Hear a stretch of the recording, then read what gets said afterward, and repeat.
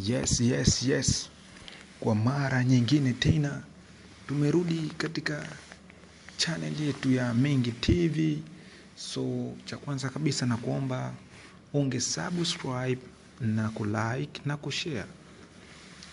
So leo nimekuja na story moja ambayo ni interesting. Si English hiyo. Basi sawa. Nimekuja na story moja ambayo itakuvutia sana. Story yenyewe inamhusu kijana kimoja. Kijana kimoja hicho kilikuwa kinaitwa Kitonga. Kitonga alikuwa mtukutu sana na mtoto ambaye haambiliki kwa kweli. So siku moja Kitonga alikuwa anaenda zake Maskan kwa ajili ya kwenda kucheza keram. Bahati mbaya au nzuri akakutana na Piskal. Piskal hiyo ilikuwa inatoka zake dukani kwa mangi, imeshikilia soda na bidhaa fulani hivi. Kitonga akaona amue kujiongeza, kuchangamkia fursa. Kitonga alijaribu kumwaga mistari kwa yule dada. Kiukweli dada alikuwa hana hiana. Akatoa namba ya simu na kumpatia Kitonga.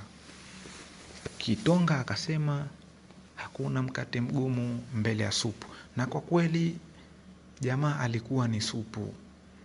Hakuna demu anayechomoa. Sasa katika kuchati kwao Kitonga na yule Piskali, ilifika siku moja, ilikuwa ni siku ya Jumapili, saa 9 kuendea saa 10 jioni. Kitonga aliona simu ya Piskali. Kitonga alimuuliza Piskali, "Hey, vipi?" Piskali akasema, "Safi. Tunaweza tukaonana leo?" Kitonga alijibu akasema, "Kwa nini mtoto mzuri? Kuonana mimi na wewe mbona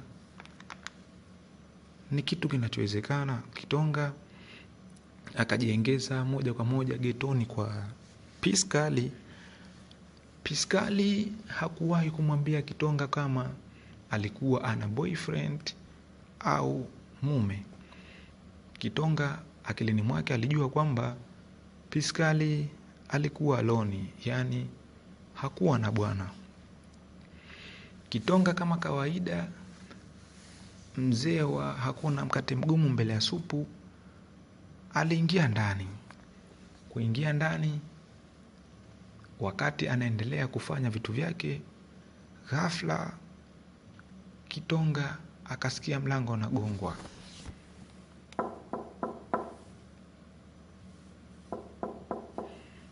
Kitonga akamuuliza Piskali kwa sauti ya chini kabisa, "Hivi ni nani huyo?" Piskali akasema, "Huyo ni mume wangu." Kitonga akasema, "Ama kweli upo mkate mgumu mbele ya supu." Jamaa alipushi mlango na kuingia ndani na kumuona Kitonga shati wazi na kumuuliza, "Mjomba, unafanya nini kwenye chumba changu?" Kitonga akasema, "Hamna bwana.